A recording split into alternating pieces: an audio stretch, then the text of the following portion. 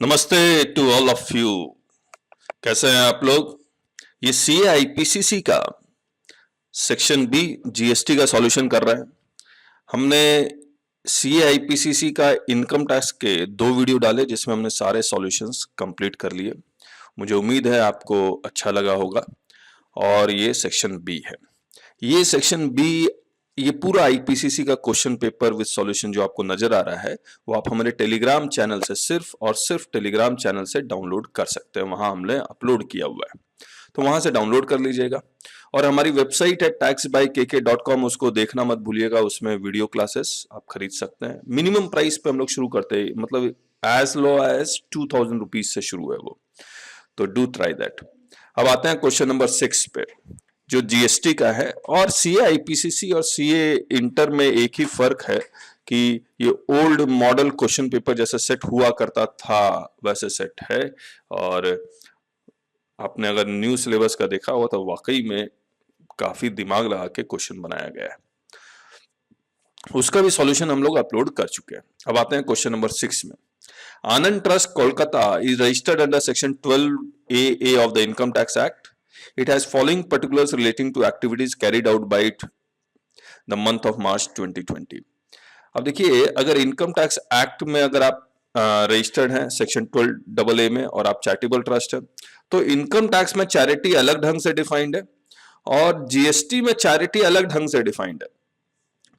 तो दोनों की चैरिटी में फर्क अलग है, दोनों को चैरिटी का डेफिनेशन अलग अलग है। तो इस चैरिटी के डेफिनेशन को आपको याद रखना होगा।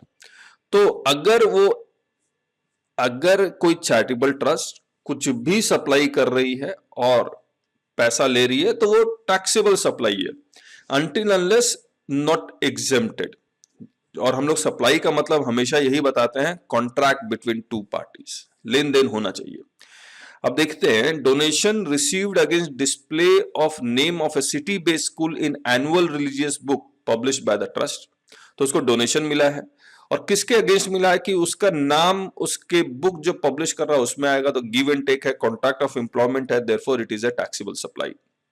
Receipt from sale of food in Anand food court located in trust premises. तो ट्रस्ट प्रीमाइसेस में आपने दुकान खोली है, वहां पर आप फूड बेचते हैं, टैक्सेबल सप्लाई है, लेन देन है, कॉन्ट्रैक्ट है। Refundable deposit of INR 2 lakh, not a consideration, and annual fees of INR 1 lakh. Receipt from restaurants located in West Bengal using brand name and logo of Anand Food Court. तो आनंद food court लोग, आनंद जो word है इसको use करने के लिए मैंने दिया और उसके बाद पैसे मिला, तो ये टैक्सेबल सप्लाई है। क्योंकि ये रिफंडेबल डिपॉजिट है तो कंसिडरेशन ही नहीं है, कंसिडरेशन नहीं है तो सप्लाई तो हो गया, लेकिन क्योंकि कंसिडरेशन नहीं है इसलिए नॉट टैक्सेबल। तो सिर्फ इसमें 2 लाख टैक्सेबल होगा, sorry, refundable 2 lakh and annual fees of 1 lakh, तो 1 लाख टैक्सेबल होगा, 2 लाख टैक्सेबल नहीं होगा। Donation received for puja organise in trust premises on occasion of Shivratri, ये एग्जेम्प्ट सप्लाई है। कोई भी रिलीजियस एक्टिविटी आप करेंगे तो वो एग्जेम्प्ट सप्लाई है। Receipts from skill development programme for senior citizen as more than 65 years residing in Kolkata, तो रूरल एरिया में अगर होता तो एग्जेम्प्ट सप्लाई होता। अब क्योंकि ये अर्बन एरिया में है ये, इसलिए ये टैक्सेबल सप्लाई है। तो 5 lakh plus 2 lakh plus 1 lakh plus 4 lakh. फिर है amount received for activities relating to preservation of tigers in Sundarbans West Bengal, exempt supply है। Letting out of precincts of a religious place owned by trust in Kolkata rent INR 10,000 per day, ये भी exempt supply. 10,000 से ज्यादा होता तो taxable supply हो जाता। तो ये कहानी है। तो इसका लॉ आपने देखा होगा कि मैं लॉ आपको दिखलाऊं। तो ये हमारी बुक है जिसका चैप्टर नंबर 28 एग्जाम्शन, और मैं यहां पर आता हूं। ये हमने इस तरह से मेमोरी चार्ट के रूप में बनाया है कि चैरिटेबल ट्रस्ट से रिलेटेड एंट्री नंबर 1, 10, 10E, 14 और 52 देखना है। तो मैं 1 में देखता हूं, तो 1 में एक लिखा हुआ है preservation of environment including watershed, forest and wild life, इसीलिए हमने इसको एग्जाम कर दिया। ये टाइगर्स इन सुंदरबंस, सुंदरबंस वेस्ट बंगाल में है, एकदम कोने में है, आप देखेंगे नीचे में, काफी सुंदर जगह है, मैं गया हुआ हूँ।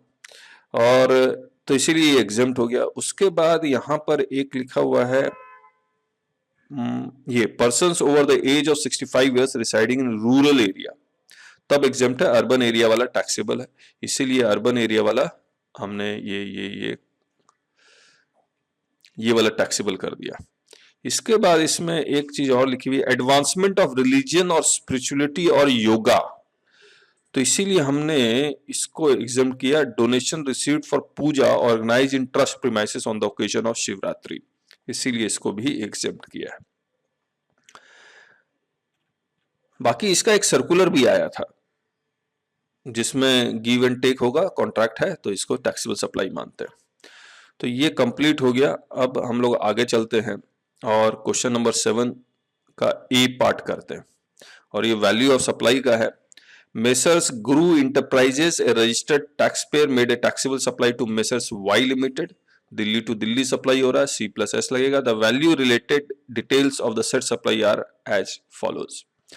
Price of the goods does not include any tax or discounts, 10 lakh.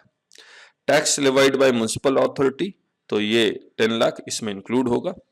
Subsidy received from Messrs Jiva Enterprises Limited, the price above is after consideration of such subsidy amounts, तो सब्सिडी इसको गवर्नमेंट से नहीं मिल रहा, तो ये add होगा part of the value of taxable supply.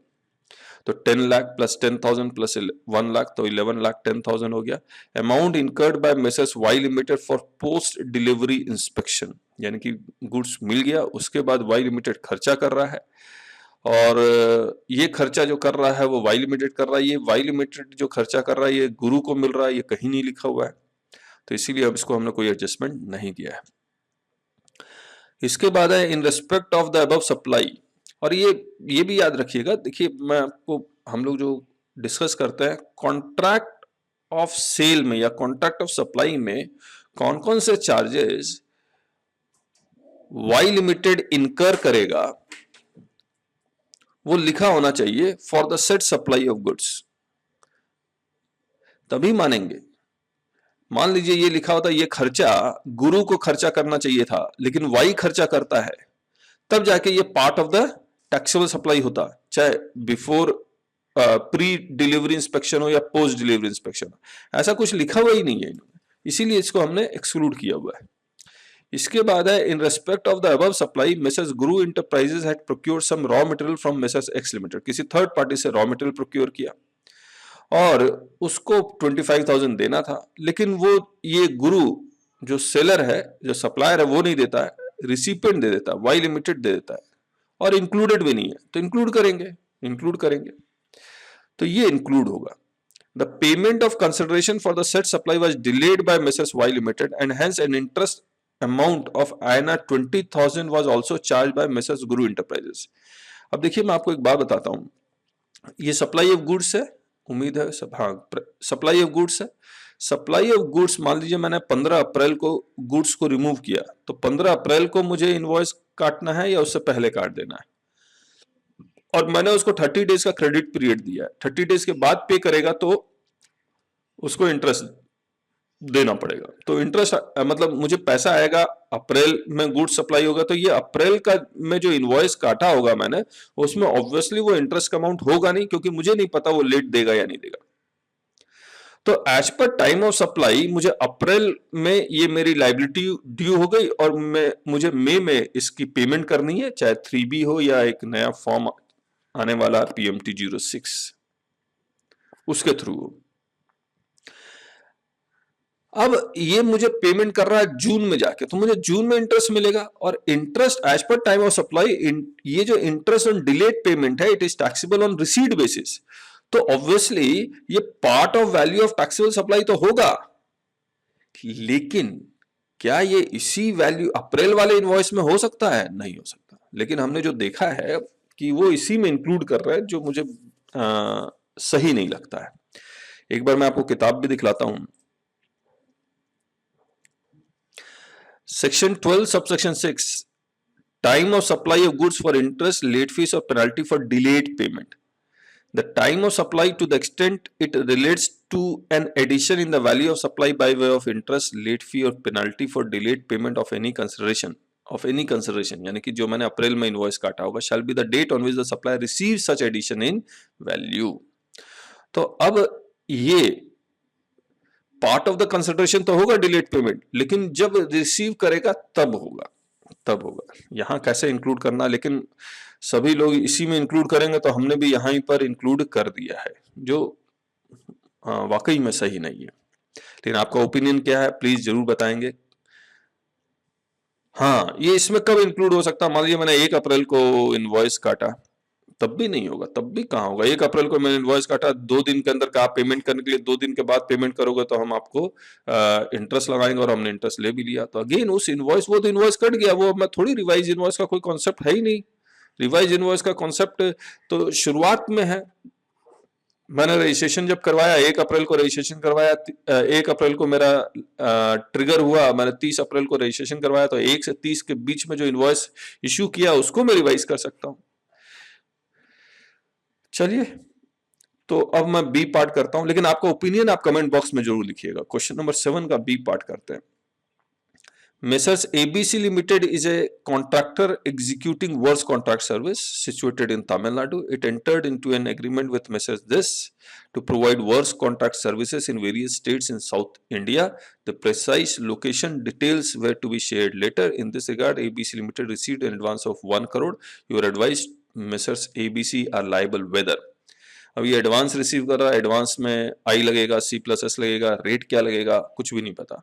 तो rule 50 जब आप पढ़ेंगे तो रूल 50 में लिखा हुआ है कि अगर if location is not known तो आई लगा दीजिए, रेट इज नॉट नोन 18% लगा दीजिए, और are they liable for payment of advance tax? Yes they are liable as per section 13 subsection 2। ये एडवांस अगेंस्ट गुड्स होता तो नॉट लाइबल होता, लेकिन अगेंस्ट सर्विसेज है, कॉन्ट्रैक्ट तो सर्विसेज है तो लाइबल है।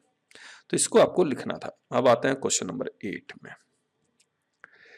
Messrs. Seven Wonders Private Limited, a registered supplier, is involved in manufacturing of taxable goods. Following information has been provided by the company pertaining to GST paid on purchases made, input services availed by it during the month. तो ITC मिलेगा या नहीं मिलेगा? Raw material to be received in 520, तो as per section 16 invoice भी होना चाहिए, goods receive भी हो जाना चाहिए। दोनों के कंडीशन सेटिस्फाई होंगे तभी होगा। तो ये इसका ITC जनवरी के महीने में तो नहीं मिलेगा, फरवरी में मिलेगा। Capital goods invoice missing, again invoice भी होना चाहिए, गुड्स भी रिसीव होना चाहिए। For 1 out of 5 items and GST paid on the same was 70,000, तो 5 लाख में से 70,000 वाला इनवॉइस गायब है, तो सिर्फ 4,30,000 का मिलेगा।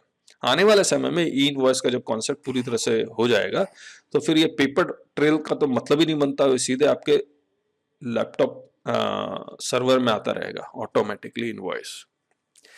अब GST paid on free samples distributed, तो आपने इसका क्रेडिट नहीं मिलेगा। अगर क्रेडिट क्लेम कर लिया तो उसको रिवर्स करना पड़ेगा 17 सबसेक्शन 5 में। तो ये रिवर्स ITC और नो ITC दोनों आप लिख सकते हैं कंडीशंस में, क्योंकि होता क्या है, जब आपने 1 अप्रैल को गुड्स रिसीव किया, सैंपल रिसीव किया, और आपको नहीं पता वो एज ए सैंपल डिस्ट्रीब्यूट होगा या नहीं होगा। एक तो एक गुड्स वो होता है जिसमें फॉर सैंपल लिखा ही होता है, तब आपको उसको ITC लेना ही नहीं है, शुरुआत में नहीं लेना। लेकिन अगर आपको पता ही नहीं है तो पहले आप ITC ले लें, अब फिर वो सैंपल के रूप में डिस्ट्रीब्यूट हो तो उसको रिवर्स कर दीजिए। तो यहां पर रिवर्स ITC या नो ITC। एक मिनट, ये लाइन लिखी हुई है GST paid on free samples distributed, इसका मतलब क्या था? GST पेड, देखिए मैं आपको एग्जांपल बताता हूं। मैंने सैंपल मैं फ्री में डिस्ट्रीब्यूट कर रहा हूं, but I am paying the ITC GST on that, फिर रिवर्स करने की कोई जरूरत नहीं है, फिर रिवर्स करने की जरूरत नहीं है। और दूसरा, मुझे ITC उसके बाद फिर मिलेगा, लेकिन मुझे I am not able to understand. Industry ऐसा करती है, GST paid on free samples distributed. देखिए मैं कॉन्सेप्ट बता देता हूँ, इंडस्ट्री मुझे याद नहीं आ रहा है कि ऐसा कोई करती है नहीं करती है ये, और हम लोग ने डिस्कस भी किया था अपने सेमिनार्स में कि अगर आप जो फ्री दे रहे हैं उस पर GST दे दीजिए ताकि आपको रिवर्सल के झंझट से आप बाहर आ जाए, और इंडस्ट्री ऐसा करती है। तो मुझे लग रहा है कि GST paid on free samples distributed, इसका ITC मिलेगा। इसको मैं ठीक कर दूंगा, ठीक तो अभी भी हो सकता है। तो आप लोग ने इस क्वेश्चन को कैसे किया है जरूर से कमेंट बॉक्स में बताइएगा। फिर trucks used for transportation of raw materials, ITC available है। GST paid on health insurance, ITC not available. अब देखिए नॉट नोटिफाइड, अब नोटिफिकेशन का कोई चक्कर नहीं है। अब तो ये है कि आईटीसी वो लॉ के अकॉर्डिंग अगर है तो है, अब नोटिफिकेशन नहीं आएगा, तो ये नो आईटीसी। तो आईटीसी जिसपे मिलेगा वो है 430, 6, 150। अब आगे आते हैं conditions for availing the concessional rate of tax under notification this. अब ये सेक्शन 10 सब सेक्शन 2A में शिफ्ट कर गया है, जहां पर service provider composition scheme avail कर सकता है, यस। और बहुत सारे कॉमन कंडीशंस भी हैं इसमें कि कैजुअल टैक्सेबल पर्सन नहीं हो सकता है, नाटीपी नहीं हो सकता है। यहाँ पर लिमिट 50 लाख की है, वहां पर 1.5 करोड़ या 75 लाख भी है। यहाँ 50 लाख की लिमिट हर एक स्टेट के लिए 50 लाख है, हर एक स्टेट और यूनियन टेरिटरी के लिए। तो ये पूरा थ्योरी है, आप कर सकते हैं। Question 9, examine eligibility of ITC in the following cases in accordance with GST laws. Repairs and maintenance of tempos used by XYZ for transportation of finished goods, yes, available. Company procuring health insurance services for the benefits of its employees. अब देखिए यहाँ पर उन्होंने सही लिखा, procurement of health insurance mandatory under the Factories Act, yes, available. तो यहाँ भी यहाँ पर नोटिफिकेशन तो अब आता नहीं है, अब तो इधर मैंडेटरी और not mandatory under the any other law. तो वही मैं बात कर रहा था। Supply of outdoor catering services at the annual general meeting of ABC limited, not available. Luxury motor vehicle for use of directors, not available. Motor vehicles use by courier agency for transportation of courier consignment, not available. आप देखिए motor vehicle यानी कि 4 wheeler use by passengers, और उस passengers goods में आप goods transport करें तो भी आपको आईटीसी नहीं मिलेगा। और जैसे इलेक्ट्रिसिटी कंपनीज गाड़ी खरीदती है फॉर रिपेयर, इधर उधर जाते हैं एम्प्लॉइज लोग, तो उसका आईटीसी नहीं मिलेगा। एटीएम में पैसे ट्रांसफर करने के लिए गाड़ी यूज करते हैं, तो उस पर तो शायद एक केस भी हुआ था, उसमें शायद कोर्ट ने कहा था मिल जाएगा, लेकिन एज पर लॉ नहीं मिलेगा। लेकिन आपको वो केस लॉ मुझे याद नहीं आ रहा है, आपको देखना होगा, मैं एक बार चेक करता हूं हमने लिखा है या नहीं लिखा है। कौन सा चैप्टर है ये आईटीसी का? ये रहा सेक्शन 17 सबसेक्शन 5 में आईटीसी ब्लॉक किया हुआ है, करेक्ट है? तो सेक्शन 17 सबसेक्शन 5 में जो आईटीसी ब्लॉक किया हुआ है वो ये है, not ITC not available on motor vehicles, और एक्सेप्शन है further supply, transportation of passengers and imparting training on driving of such motor vehicles. तो मैंने अगर गाड़ी खरीदी है फॉर रिपेयर वर्क, जैसे इलेक्ट्रिसिटी, या फिर मैंने गाड़ी खरीदी है एक एटीएम से दूसरे एटीएम में पैसे पहुंचाने के लिए, तो मुझे आईटीसी मिलेगा या नहीं मिलेगा? तो हमने ऐसा कुछ लिखा नहीं है, लेकिन ये हम लोग है ना इसके फुटनोट के नीचे पुराना लॉ लिखते हैं। पुराने लॉ में हमने देखिए क्या लिखा हुआ है, car use for security purpose, a car use by security officer only for patrol in the company's compound to protect the business premises can not be claimed as input tax credit. तो ITC नहीं मिलेगा। ये देखिए, company buys car mainly used in providing technical assistance in cases of telecommunication breakdown, the GST paid on the purchase of the cars can not be claimed as input tax credit. ये है, लेकिन ठीक है, तो ये नए law में और पुराने लॉ में दोनों में सेम है, और हमने इस किताब में नया लॉ और पुराना लॉ दोनों लिखा हुआ है। तो जो पुराना लॉ है वो फुटनोट में लिखा हुआ है, नया लॉ यहाँ लिखा हुआ है। हम लोग अब आते बाकी क्वेश्चन में आते हैं। तो ये नॉट अवेलेबल, ये देखते हैं। The aggregate turnover of messrs x limited in Delhi exceeds the applicable threshold limit for registration on 1 December. The application for registration is submitted on 20 दिसंबर। तो 30 डेज के अंदर सबमिट कर दिया गया। तो उसका जो रजिस्ट्रेशन का रजिस्ट्रेशन इफेक्टिव होगा, it will be effective from 1 दिसंबर। यही 30 डेज के बाद किया होता, मान लीजिए 5 जनवरी को किया होता, तो इफेक्टिव डेट 5 जनवरी हो जाता, और उसमें नुकसान बहुत होता। तो determine the effective date of registration along with reasoning. तो आपको सेक्शन ये सब कोड कर दीजिएगा, सेक्शन 22, और effective date of registration rules में लिखे हुए हैं वो भी कोड कर दीजिएगा। Mr. Soni is an agent undertaking supply of goods on behalf of another taxable person. अब देखिए अगर प्रिंसिपल रजिस्टर्ड है तो एजेंट को भी रजिस्ट्रेशन करवाना पड़ेगा, तो इसमें कच्चा एजेंट पक्का एजेंट का भी कॉन्सेप्ट है। और एक्सप्लेन इन ब्रीफ, तो आपको कच्चा एजेंट पक्का एजेंट है क्या होता है, कच्चा एजेंट क्या होता है, इन सब का एक सर्कुलर आया हुआ है, वो सब डिस्कस करना पड़ेगा। और हमने किताब में लिखा हुआ है, आपको मैं दिखलाऊं तो कहाँ लिखा है हमने, शेड्यूल 1 में यही लिखा होगा, मुझे याद आ रहा है, ये रस transaction between principal and agent जो शेड्यूल 1 में without consideration still treated as supply, तो सर्कुलर नंबर ये आया, रिप्रेजेंटेटिव कैरेक्टर ऑफ एजेंट। और ये देखिए सिनेरियो 1, सिनेरियो 2, इसमें पूरी कहानी लिखी हुई है कि इसको रजिस्ट्रेशन करवाना चाहिए या नहीं करवाना चाहिए। In scenario 1 and scenario 2, Mr. B shall not be liable to obtain registration, section 24, subsection 7। आप ये बस सर्कुलर आप दोबारा देख लीजिए, इसको आप पढ़ लीजिएगा डिटेल में। और हमने क्लासेस में ऑब्वियसली हम लोग बहुत अच्छा जीएसटी डिस्कस करते हैं और प्रैक्टिकल एस्पेक्ट डिस्कस करते हैं जो इंडस्ट्री में आपको यूज हो, तो एग्जामिनेशन पर्पस और इंडस्ट्री पर्पस दोनों डिस्कस करते हैं। एग्जाम्पल्स इंडस्ट्री वाले होते हैं हमारे, फालतू के एग्जाम्पल्स हम लोग नहीं लेते। Question number 10, revise tax invoice. अब देखिए कितना डायरेक्ट क्वेश्चन है, इसीलिए सीआई पीसीसी बहुत ज्यादा आसान है, क्वेश्चन पेपर आया था।